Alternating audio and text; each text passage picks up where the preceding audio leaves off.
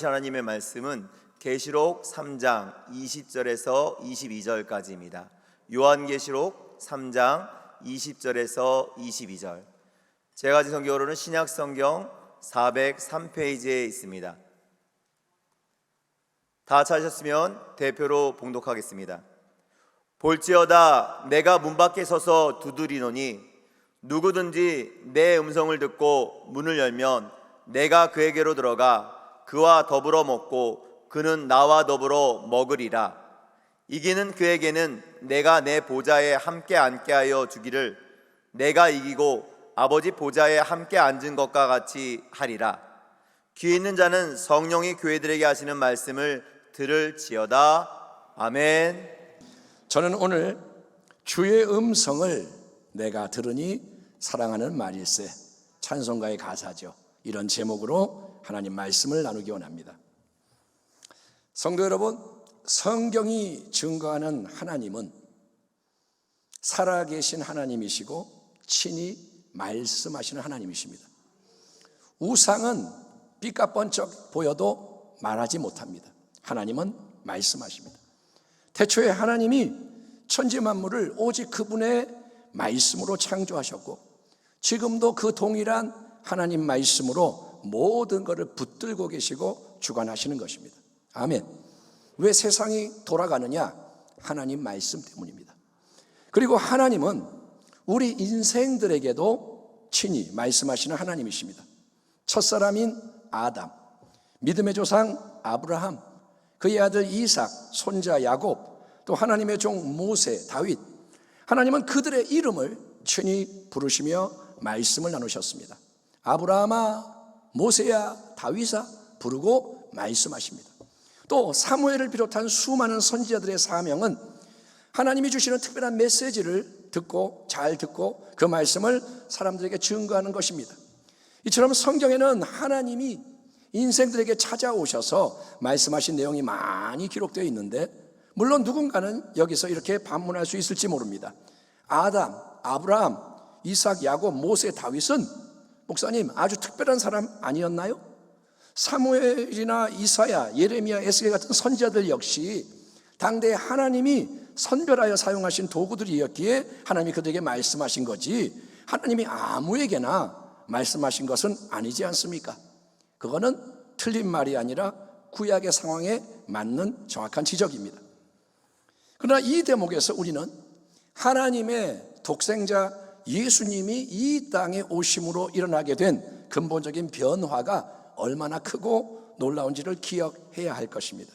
말씀이, 영원한 말씀이 육신이 되어 우리 가운데 거하심에 우리가 그의 영광을 보니 독생자의 영광이요 은혜와 진리가 충만하더라. 우리가 다 그의 충만한 데서 받으니 은혜 위에 은혜로라. 본래 하나님을 본 사람이 없으되 아버지 품속에 있는 독생하신 아들이 나타내셨느니라. 아멘.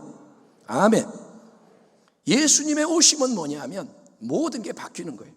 영원하신 창조의 말씀이 친히 사람이 되셔서 이 땅에 오신 예수님, 그분은 항상 하나님 아버지와 친밀히 연합된 마음으로 오직 하나님의 뜻에만 헌신하신 거룩한 분이십니다.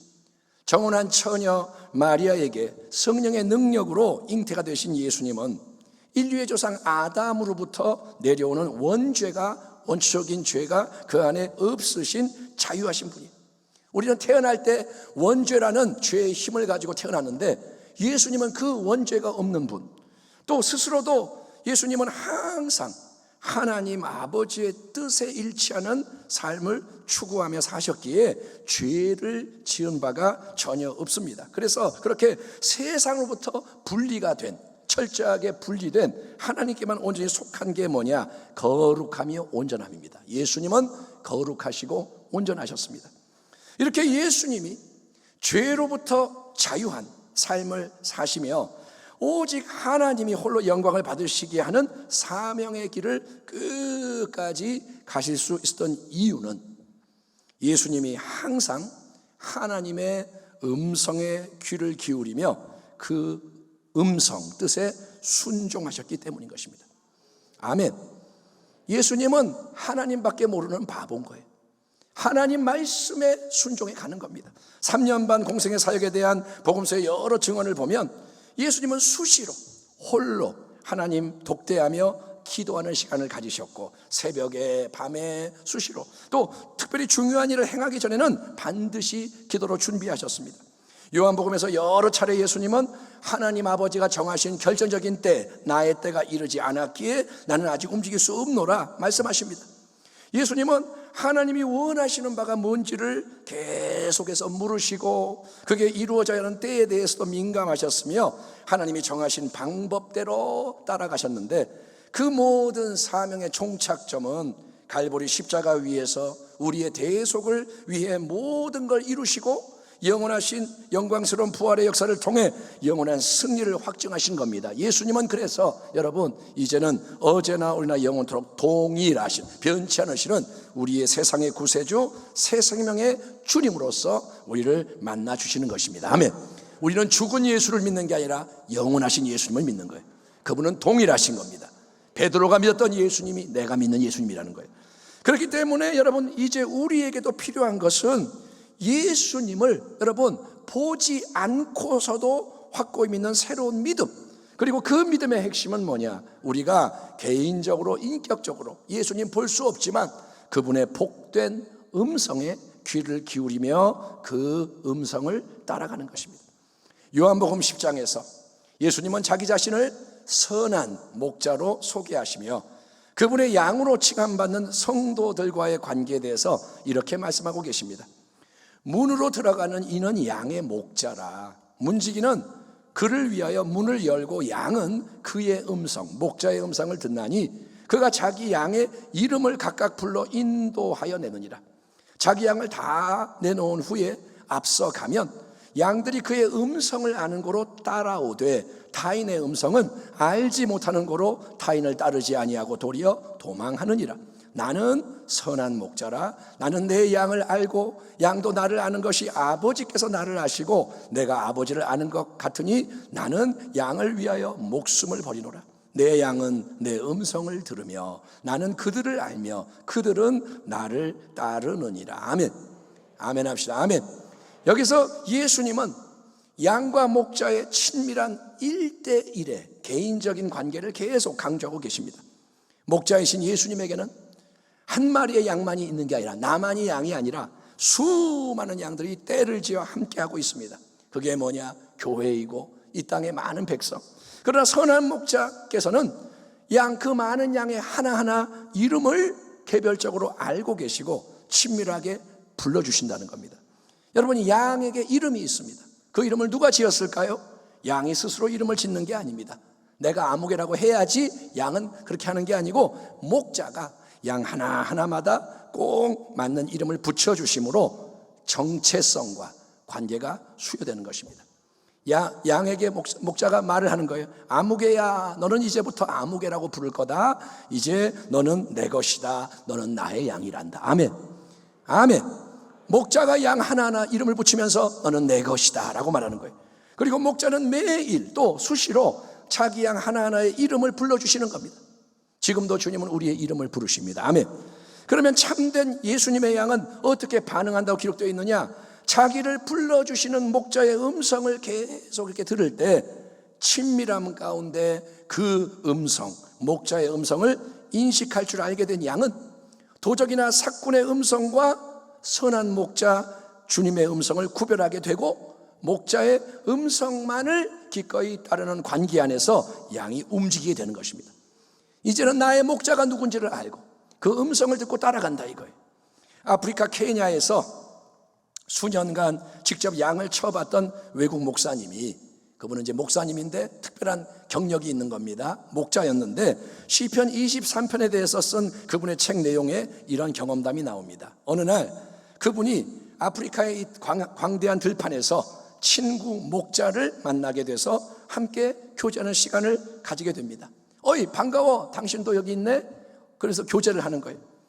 각각 수백 마리의 양을 이끌고 있는데, 목자가 양 수백 마리를 끌고 가는데 목자들이 이제 만나 교제를 하는 동안 그 많은 양들이 서로 뒤섞이는 거예요.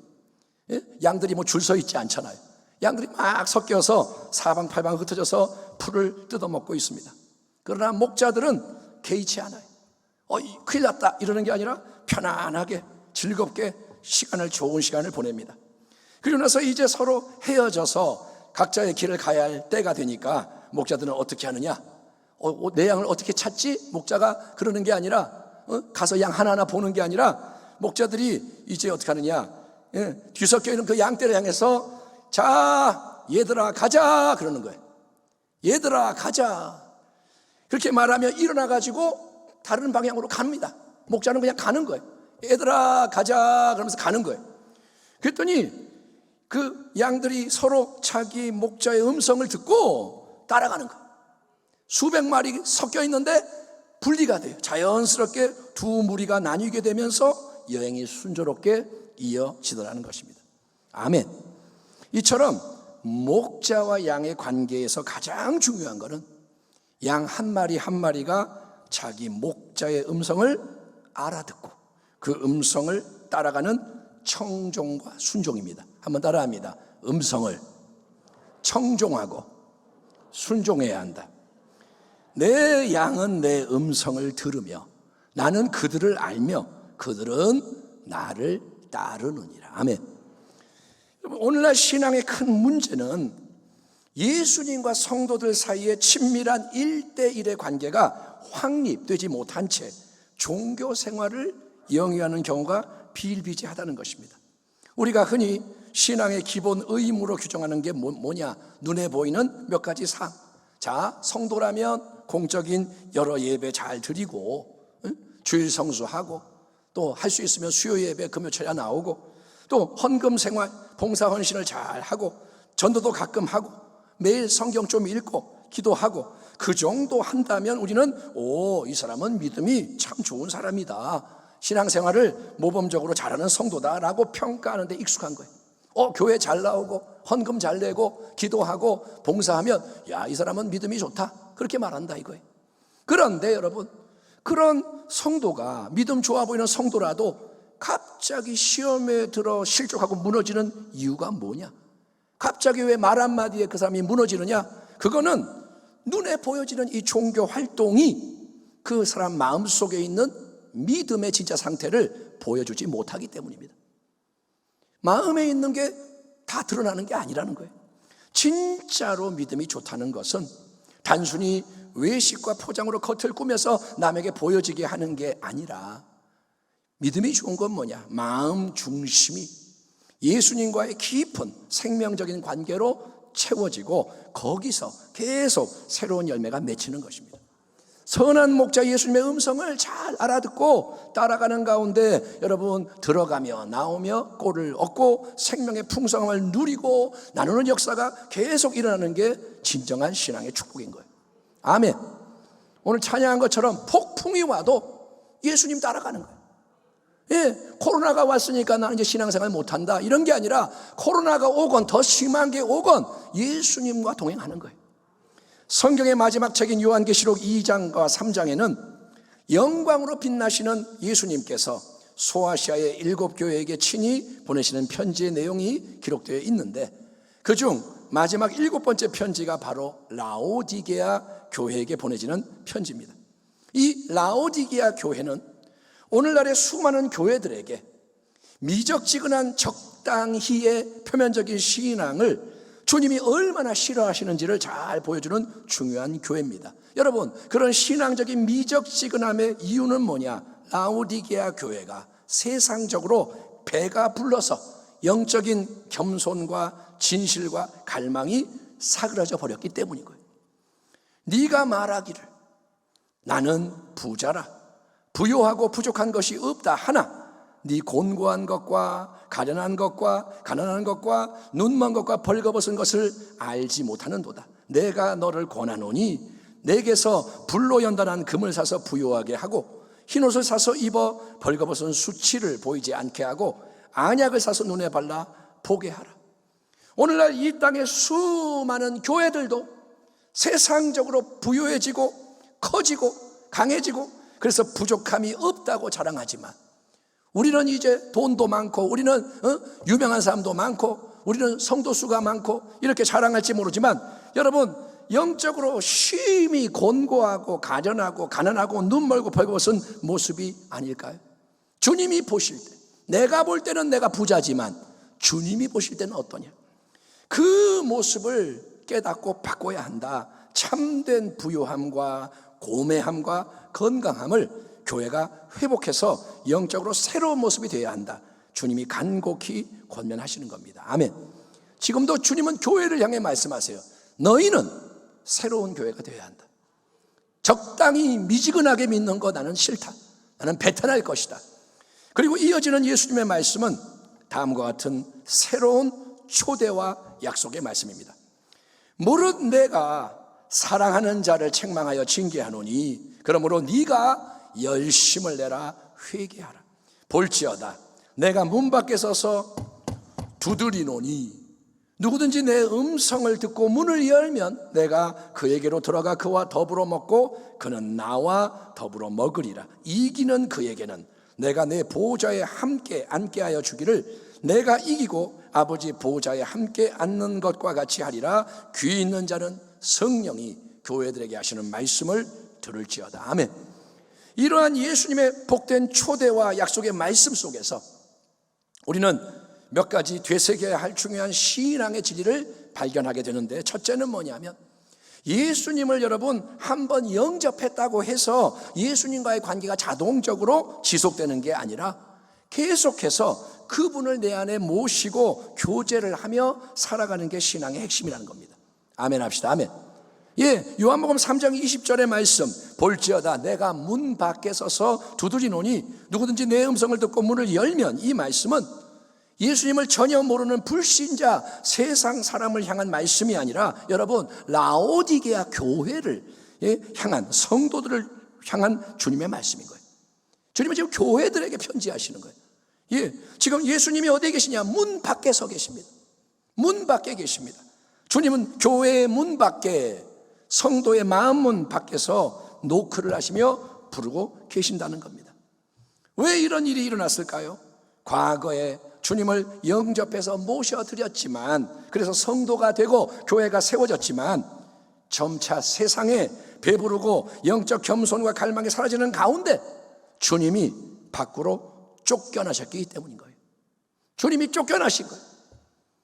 들어오세요 해놓고 이제 어느 순간 나가세요 한 거예요. 이거는 영적으로 볼 때 가장 두렵고 무서운 일이 일어난 겁니다. 주님이 문 밖에 계시는 게 뭐냐? 제일 두려운 거예요. 너희는 믿음 안에 있는가? 너희 자신을 시험하고 너희 자신을 확증하라.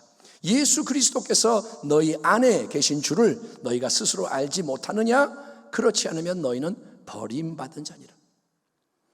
두 번째로, 주님은 그런 상황에서도, 문 밖에 계신 상황에서도 포기하지 않으시고 문 밖에서 지금 두드리시며 부르고 계신다는 겁니다. 그렇기 때문에 빨리 주님의 음성을 들어야 하고 여러분 문을 열어드려야 하는 것입니다. 아멘. 예수님과 우리의 관계는 일방적인 힘, 굴종의 관계가 아닙니다. 까불지마 콱 이게 아니고 쌍방적이고 인격적인 교류의 관계입니다. 그렇기 때문에 문 밖에 서 계신 예수님은 스스로 권능을 가지고 계시지만 문을 부수고 들어오시는 게 아닙니다. 문을 부시고 침입하는 게 아니라 그분은 노크를 하시며 부르시며 우리가 속에서부터 긍정적인 반응을 보일 때까지 기다리고 계시는 거예요. 아멘. 주님은 인격적인 분이에요. 내 마음의 문은 남이 절대로 대신 열어드릴 수가 없고 내가 주님의 음성을 듣고 열어드려야 하는 문인 것입니다. 아멘. 하나님을 가까이 하라. 그리하면 너희를 가까이 하시리라. 죄인들아 손을 깨끗이 하라. 두 마음을 품은 자들아 마음을 성결하게 하라. 슬퍼하며 애통하며 울지어다. 너희 웃음을 애통으로, 너희 즐거움을 근심으로 바꿀지어다. 주 앞에서 낮추라. 그리하면 주께서 너희를 높이시리라. 아멘. 이렇게 마음의 문을 새롭게 열고 진실함과 겸비함으로 주님을 인정해 드리면 주님은 내가 그에게로 들어가 그와 더불어 먹고 그는 나와 더불어 먹으리라. 그리고 내가 그를 계속해서 이기게 하리라. 끝까지 승리하도록 이끌어가리라. 은혜의 새 역사를 주님이 약속하시는 거예요. 주님이 들어오시고 교제하시고 주님이 인도하신다는 겁니다. 셋째, 우리를 부르시는 주님의 음성을 들으려면 우리에게는 여러분 들을 수 있는 영적인 귀가 있어야 하는데 그게 바로 주님이 택하신 양의 특징이라는 거예요. 따라합니다. 양은 귀가 있다. 육신의 귀는 모두에게 자연적으로 장착되어 있어서 우리는 세상의 온갖 소리를 그냥 들을 수 있습니다. 소리가 나면 땡 다 들려요. 육신의 귀가 다 들어요. 하지만 예수님의 음성을 듣기 위해서는 단순히 육신의 귀가 아니라 보이지 않는 영적인 귀가 열려져서 작동하는 은혜가 필요한데, 그렇기 때문에 주님은 귀 있는 자는 성령이 교회들에게 하시는 말씀을 들을지어다. 내 양은 내 음성을 들으며 나는 그들을 알며 그들은 나를 따르느니라 말씀하시는 겁니다. 저와 여러분에게 이러한 영적 귀, 양의 귀가 더욱더 열려지고 잘 작동하기를 축원합니다. 네 번째, 주님의 음성은 보혜사 성령님을 통해서 우리에게 임하는 영적인 음성이라는 진리도 우리가 되새길 필요가 있습니다. 자, 2000년 전에 예수님이 인간의 몸으로 이 땅에 거하실 동안에 사람들은 직접 예수님을 눈으로 대면하고 그분의 육성을 들었습니다. 갈릴리 바다를 거니시던 주님을 사람들이 보았고 그분의 말씀을 다 들었습니다. 하지만 이제 주님이 부활하시고 승천하신 후로부터는 우리에게 요구되는 믿음이 뭐냐? 보지 않고서도 의심 없이 믿는 복된 믿음이라는 거예요. 이제는 안 보여요. 그러나 믿는 거예요. 아멘. 내 귀에 안 들려요. 그러나 듣는 겁니다. 이제 예수님은 새로운 보혜사로 역사하시는 성령님을 통해 우리와 친밀하게 관계하고 계시는 것입니다. 예, 성령님 따라합니다. 성령님. 성령님은 지정의, 생각, 감정, 의지를 가지신 인격적인 분으로서 예수님을 참되게 믿는 모든 성도 한 명 한 명에게 들어오셔서 영원토록 함께 하시며 도우시는, 모든 걸 도우시는 분인 거예요. 그게 바로 보혜사라는 단어로 번역된 헬라어 단어 파라클레토스의 뜻입니다. 성령님은 누구냐? 도와주시는 분이에요. 아멘. 예수님이 몸으로 떠나시면서 내 대신에 너희를 케어해 줄 분이 성령입니다. 예. 그러니까 여러분, 좋으신 성령님을 도와주는 분을 늘 인격적으로 환영하고, 인정하고, 환영하고, 의지하고, 사랑하는 지혜자가 되기를 바랍니다. 아멘. 한번 따라하겠습니다. 성령님 인정합니다. 크게 합시다. 마음을 담아 성령님 인정합니다. 환영합니다. 더 깊이 모셔드립니다. 의지합니다. 사랑합니다. 아멘. 성령님은 살아계시기 때문에 사랑합니다, 의지합니다 할 때 들으시는 거예요.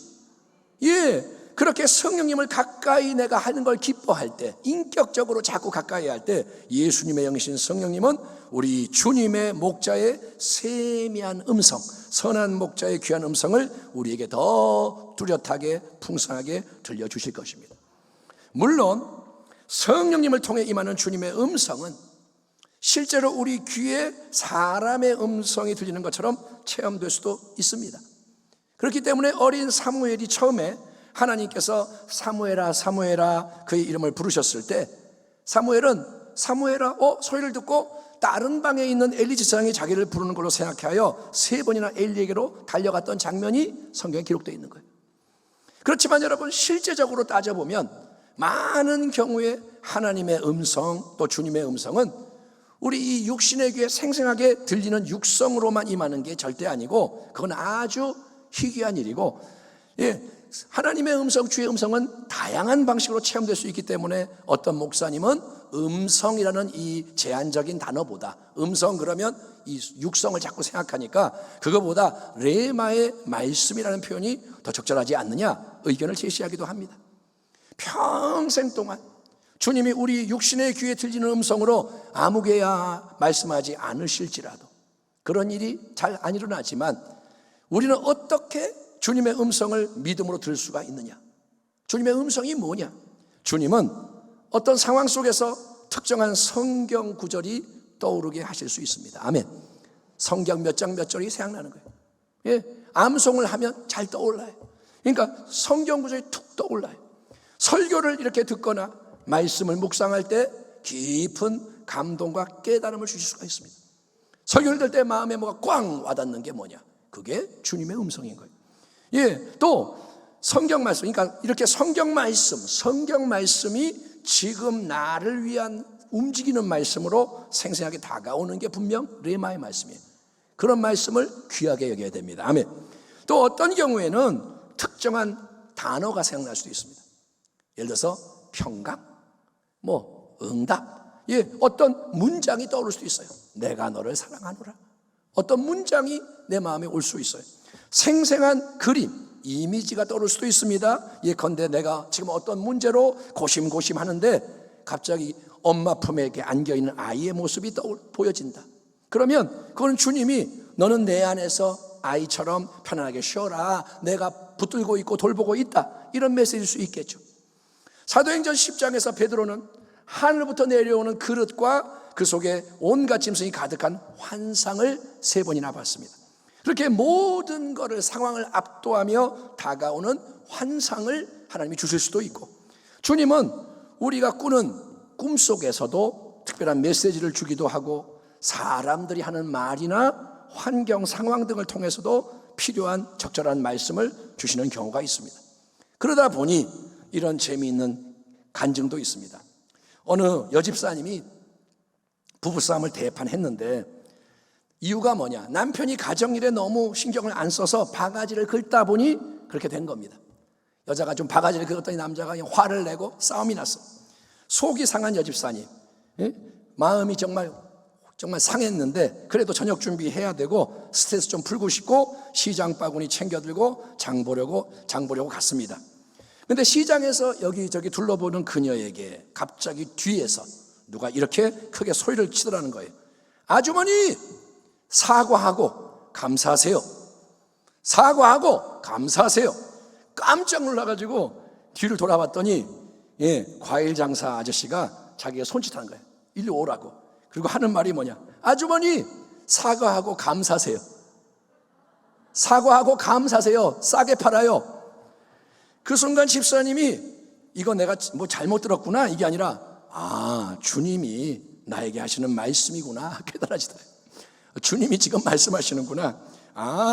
내가 남편에게 바가지 긁은 게 싸움의 원인이었다고 주님이 알려주시는구나. 그래, 내가 남편에게 먼저 사과하고 오히려 감사하는 게 맞지. 남편이 집안일은 좀 많이 안 도와줘도 다른 면에서 나무랄 데가 없는 좋은 남편인데, 내가 좋은 건 당연하게 여기고 부족한 것만 비판했구나. 그래서 집사님이 사과하고 감을 샀습니다. 저녁에 남편에게 내놓으면서 이렇게 말합니다. 여보, 내가 사과하니까 사과 드세요. 그리고 그 다음에는 뭐라고 했을까요? 여보, 감도 드세요. 감사해요. 그러면서 어리둥절 머쓱해하는 남편에게 이렇게 예쁘게 말을 합니다. 여보, 아까는 내가 잘못했어요. 미안해요. 바깥일로 신경 쓸 것도 많은데 수고해주는 남편에게 내가 감사하는 게 맞죠. 내가 미안해요. 그랬더니 한 달쯤 가야 되는 그 갈등이 한순간에 사라져버리고, 그날부터 남편이 설거지를 해주는 새 역사가 일어나게 된 것을 믿으시기 바랍니다. 남편이 설거지 자기가 하겠대요.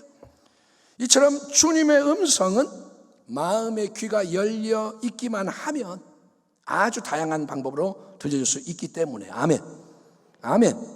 그렇기 때문에 우리는 그런 주님의 역사하심을 믿음으로 기대하고 사모를 해야 돼. 따라합니다. 나는 예수님의 양이니 주님의 음성을 들을 수 있다. 아멘. 그거를 믿어야 돼. 나는 못 들어. 그러면 못 듣는 거예요. 나는 들을 수 있어. 그래야 들리는 쪽으로 움직이는 거고, 다만 항상 깨어서 미혹되지 않도록 분별하는 것을 배워야 할 줄 믿습니다.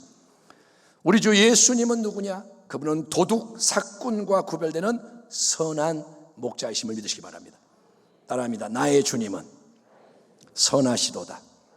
그렇기 때문에 진리로 충만하신 주님, 진리 자체이신 주님의 모든 레마의 말씀은 근본적인 특징이 뭐냐? 주님의 음성은 항상 여러분 성경 말씀과 일치한다는 거예요. 아멘. 주님은 성경 밖에서 얘기하지 않아요. 성경 말씀대로만 얘기하세요. 아무리 그러니 신비하고 놀라운 방법으로 어떤 말씀이 임한다고 해도 만약에 그 말씀이 성경의 진리와 일치하지 않는 다른 메시지를 제시한다면 그거는 절대로 주님의 음성이 아닙니다. 여러분은 미혹하는 원수의 음성을 단호하게 거부하기를 축원합니다. 아무리 신령한 자가 무슨 말을 해도 성경과 안 맞으면 그거는 거부하라는 거예요. 그거는 쓰레기예요. 그거는 독이에요. 미혹되지 말라는 거예요. 또 두 번째, 선한 목자 예수님의 음성은 언제나 깊은 사랑의 표현으로 다가오며 생명과 평안을 위해 역사하는 게 특징인 겁니다. 물은 내가 사랑하는 자를 책망하며 징계하노니 그러므로 네가 열심을 내라 회개하라. 주님이 우리를 강하게 책망하실 수도 있습니다. 엄하게 징계하실 때도 있습니다. 그러나 그것은 우리를 미워하시기 때문이 절대 아니라 사랑하기 때문에 그리하시는 것이고, 주의 음성을 경청하고 순종할 때 임하는 것은 뭐냐? 놀라운 하늘의 평안과 생명인 것입니다. 아멘. 주님의 음성은 평안을 줘요. 생명으로 인도한다 이거예요. 주님은 하나 되게 만드시는 거예요. 마귀의 음성은 여러분 특징이 뭐냐? 마음을 조급하게 만들어요. 불안하게, 조급하게, 내 자아를 자꾸 높여요. 힘이 들어가게 만들고 분열과 갈등, 멸망을 초래하지만 주님의 음성은 항상 그 반대 방향으로 우리를 이끌어갑니다. 아멘. 따라합니다. 주님의 음성은 주님의 인격과 일치한다. 아멘. 주님은 온유하시잖아요. 주님의 음성은 온유해요. 주님은 진실하잖아요. 주님의 음성도 진실하다 이거예요. 그러니까 영적인 이 분위기, 흐름을 잘 살펴서 우리는 들려지는 영적 음성의 실체를 분별해야 하는 것입니다. 아멘. 자, 결론적으로 중요한 것은 뭐냐? 어떻게든 우리가 예수님께 속한 양으로서 선한 목자이신 그분의 음성을 듣고 따르는 인생이 되어야만 때를 따라 보호받고 공급받고 인도받으며 끝까지 승리할 수 있다는 거예요. 아멘. 지금 이 어려울 때 필요한 게 뭐냐? 주님의 음성이라는 거예요. 그냥 종교적으로 형식적으로 교회 다니는 거를 신앙생활이라고 착각하면 곤란합니다. 나 교회 다녀요. 그게 신앙이 아닙니다. 이제 우리 한 사람 한 사람이 더욱 주님의 음성에 귀를 기울이는 게 필요한 것입니다. 여러분, 공사장이나 행사장 부근처럼 소음이 진동하는 곳에서는 친밀한 깊은 대화를 나누기가 어렵습니다. 예? 옆에서 막 그냥 나팔 불고 공사하는데 우리 좀 얘기 좀 해볼까? 안 돼요. 여러분, 마찬가지로 세상의 소리, 내 자아의 소리, 마귀의 방해, 그런 게 크고 강하면 아무리 영의 귀가 있고 열려 있어도 주님의 세미한 음성을 들을 수가 없는 것입니다. 그렇기 때문에 신앙의 지혜는 우리가 주님 앞에 나아가서 그분의 음성을 듣는 것을 최고의 우선순위에 둬야 되는 거예요. 제일 중요한 게 뭐냐? 주의 음성을 내가 들으니. 아멘. 아멘 합시다. 아멘. 바빠요. 지금 할 일이 많아. 그러나 최고의 우선순위가 뭐냐? 주의 음성을 먼저 들어야 되는 거예요. 예, 그 일에 시간과 관심과 열정을 쏟으며 헌신해야 하는 것입니다. 아멘. 여러분, 헌신하는 자가 돼야 돼요. 마리아처럼. 아멘. 마르다처럼 분주하게 일만 하는 게 아니라 마리아처럼 주님 발치에 앉아 그 얼굴 바라보며 귀를 기울이는 거예요. 여러분, 점쟁이에게 찾아가서 이런저런 문제의 해답을 구하듯이 어떡하지? 점쟁이나 찾아가 볼까? 예수 믿는 사람은 절대 그거 하면 안 됩니다. 그런 것처럼 다른 사람이 나 대신에 주님의 음성을 듣고 알려주는 것에, 가끔 말해주는 것에 만족하면 안 됩니다. 사람을 의지하면 안 됩니다. 예, 내가 필요하고 원할 때만 주님의 음성 찾고, 그렇지 않을 때는 그냥 아무 생각 없이 내 마음대로 내 뜻대로 살고자 하는 사람, 그런 경우가 많잖아요. 문제가 있을 때만 기도하고 주님 그러고, 아무 문제 없을 때는 그냥 주님 잊어버리고 사는 사람, 그 사람은 주님과의 관계에 반드시 문제가 생기게 되고, 어쩌면 주님이 문 밖에서 두드리고 계셔서 다시 모셔드려야 하는 상황인지도 모릅니다. 아닙니다, 여러분. 참된 신앙은 그런 게 아닙니다. 늘 주님의 음성에 귀를 기울이고 그 음성을 분별하여 따라가는 신앙인 거예요. 아멘. 신앙이 뭐냐? 주의 음성을 따라가는 거예요. 그러면 그렇게만 하면 가장 어둡고 가장 황량한 위태로운 자리에서도 주님 때문에 새로운 길이 열립니다.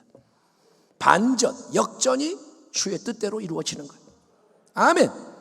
끝났다. 근데 주님이 안 끝났거든 바꾸시는 거예요.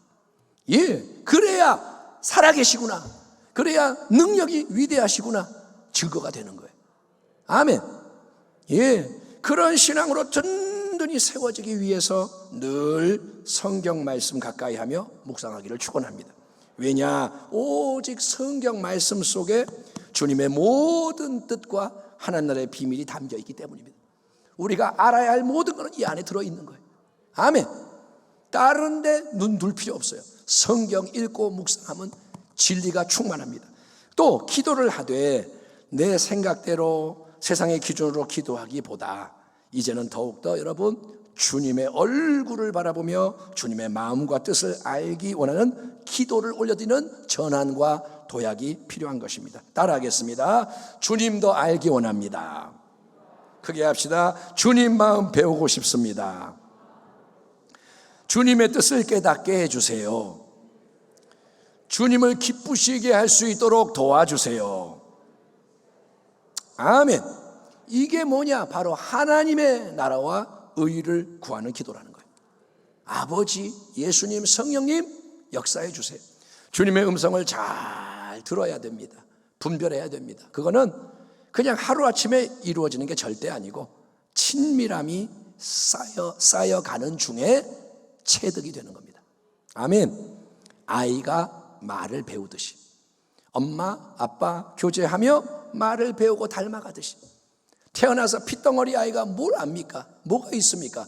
그런데 사람이 되어가듯이 계속 주님 바라보며 의지하며 모든 걸 자꾸 여쭤볼 때 하나님 이거 어떻게 할까요? 이거는 어떻게 해석해야 할까요? 이거는 어떻게 내가 받아들여야 될까요? 자꾸 주님께 여쭤보는 거예요. 다윗이 전쟁할 때마다 하나님께 물어봅니다. 하나님 올라갈까요? 어떻게 싸울까요? 다윗이 하나님을 의지했던 것처럼 그렇게 할 때 주님은 우리 안에 거하실 뿐 아니라 우리와 교제하는 것을 기뻐하시며 더 많은 것을 더 분명하게 풍성하게 말씀해 주신다고 약속하십니다. 이를 행하시는 야훼, 그것을 만들며 성취하시는 야훼, 그의 이름을 야훼라 하는 이가 이와 같이 이르시도다. 너는 내게 부르짖어라. 내가 내게 응답하겠고 네가 알지 못하는 크고 은밀한 일을 내게 보이리라. 아멘. 내 양은 내 음성을 들으며 나는 그들을 알며 그들은 나를 따르느니라. 아멘. 선한 목자 예수님의 친밀한 음성을 듣는 것은 특별한 사람에게만 수여되는 희귀한 은사가 아닙니다. 사실은 모든 양에게 허락되는 축복입니다. 내 양은 내 음성을 들으며 아멘. 각자에게 꼭 맞게 그 수준에 맞게 상태에 맞게 성향에 맞게 우리 주님은 말씀하시려고 기다리고 계십니다. 우리가 주의 음성을 듣기 원하는 것보다 주님은 더 말씀하고 싶어 하시는 거예요. 주의 음성을 내가 들으니 사랑하는 말일세. 믿는 마음으로 주께 가오니 나를 영접하소서. 아멘.